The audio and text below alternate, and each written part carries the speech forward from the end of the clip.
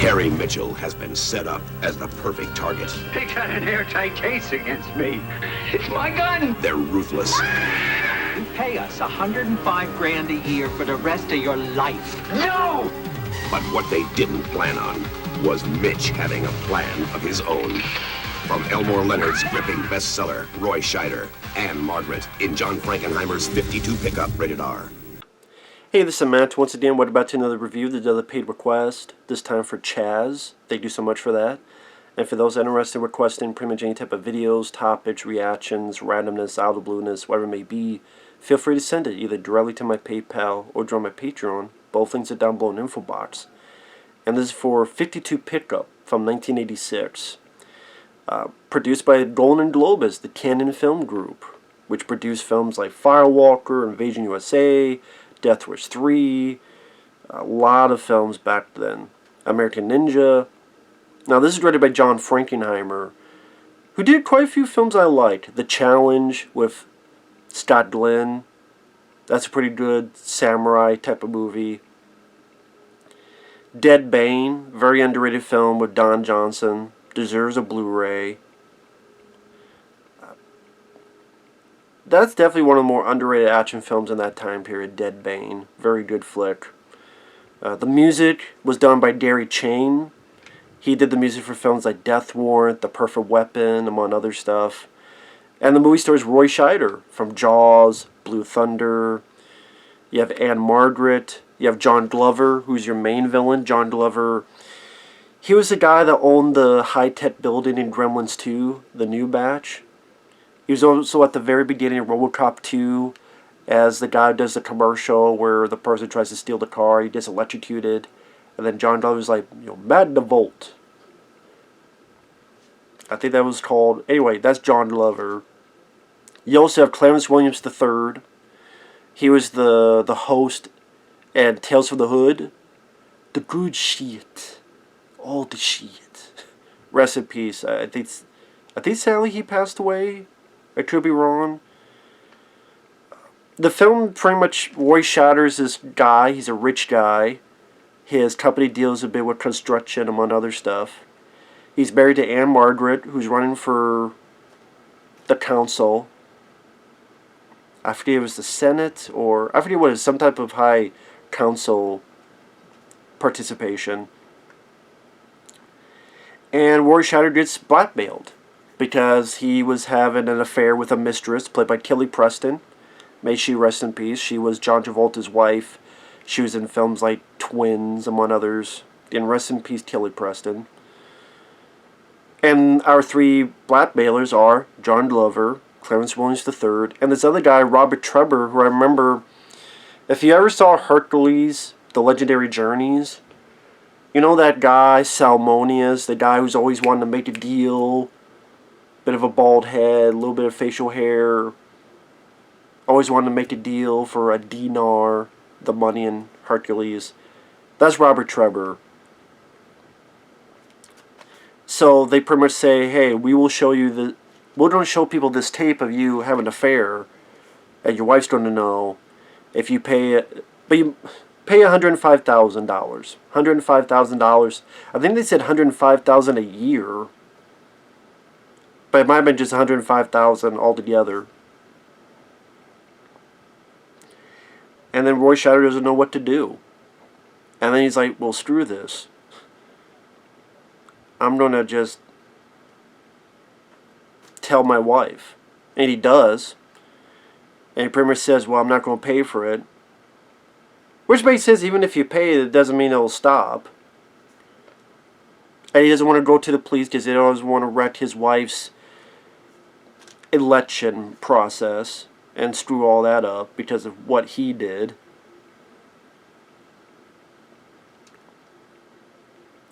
And John Glover's villain is very slimy, particularly slimy. And so they beef it up where they get Roy Scheider again, they put him down to the chair, show him another tape, and Kelly Preston has been murdered. And they go, well, your fingerprints are on the gun, we don't show this tape to the cops, you don't be up shit creek, now you don't give us $105,000. I think maybe that's why they say a year.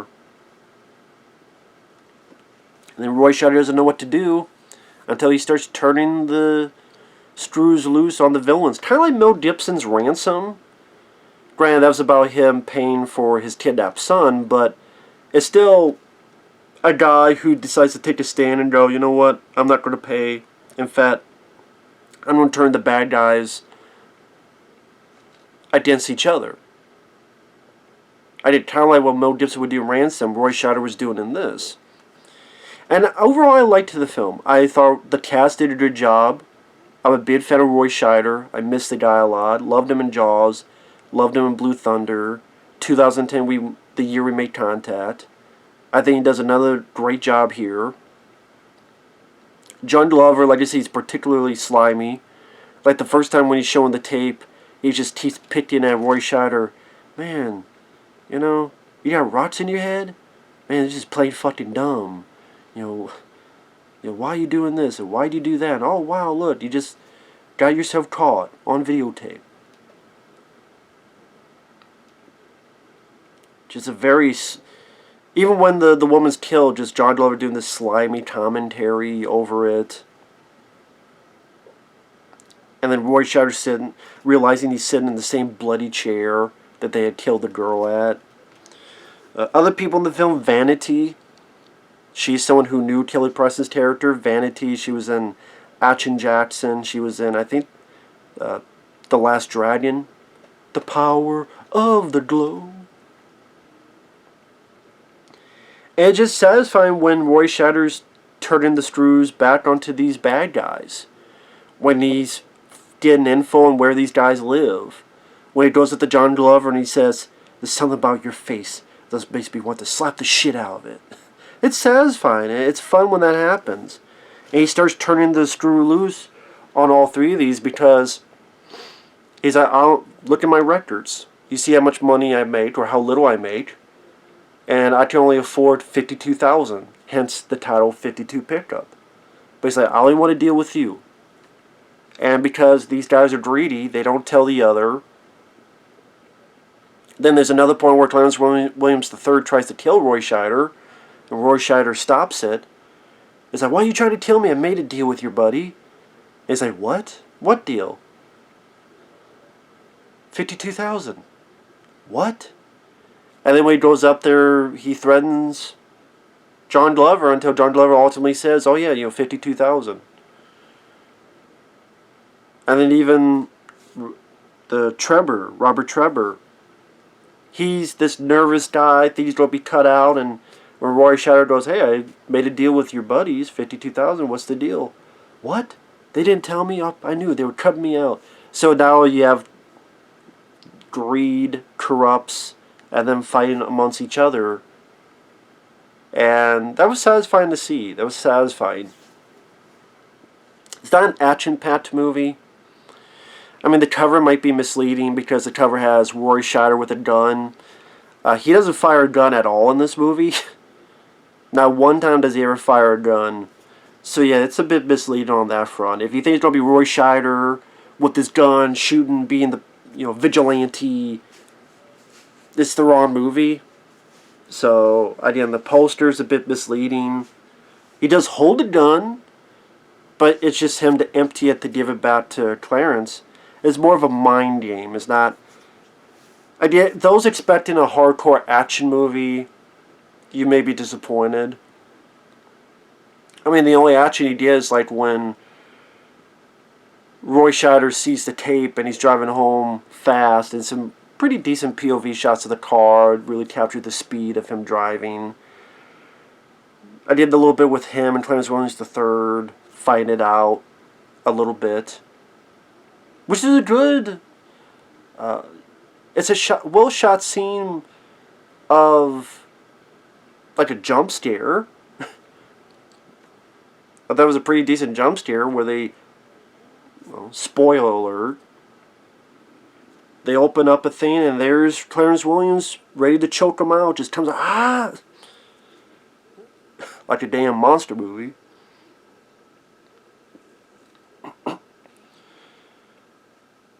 But I thought it was a little bit slow to get going. But when it gets to the point where the second tape is shown and Roy Scheider's up against the wall and he's got to try to mentally fight back against these guys, I think the movie really got going at that point. The casting, the acting worked very well for this. Like Roy Scheider, he showed exasperation, he showed frustration, he showed anger. Again, he confronts John Glover, he's like, your face looks like something I'm going to slap the shit out of. I love that line. It's my favorite line in the movie. And it's just cool to see Roy Scheider just manipulate these three jamotes, these three schmucks, and to find over themselves. It just gave a nice satisfaction to the plot, to the proceedings. I thought Ann-Margret did a good job too. Ann-Margret, I remember her the most from Grumpy Old Men and Grumpier Old Men. She was the woman that Walter Matthau and Jack Lemmon were fighting over in the first Grumpy Old Men. Which I remember. I gotta write that down to see if that's on Blu-ray. I think it is. I gotta remember that. I don't write that down so I don't fucking forget it. But yeah, so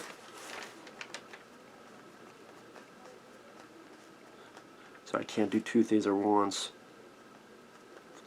That's what getting older, you get fucking forgetful. But nice satisfying ending. How much of that do I want to give away? I think it's a pretty decent, effective thriller. Like I said, the cast worked well on their parts. John Glover, I mean, he's particularly even more slimy because he's an adult filmmaker. He runs a porn theater. He likes filming naked girls. You get to see some nice nudity. You get to see Vanity in all her glory. You want to see Vanity's tits. That's a good plus for this too. Vanity's titties. Very nice. Easy on the eyes. The villains did their jobs well. And they were also, each one was unique, so it didn't seem like the same person over and over again. John Glover was the manipulator. Clarence Williams III is more the crazy muscle of the group. And Robert Trevor's more the weasel crybaby of the group.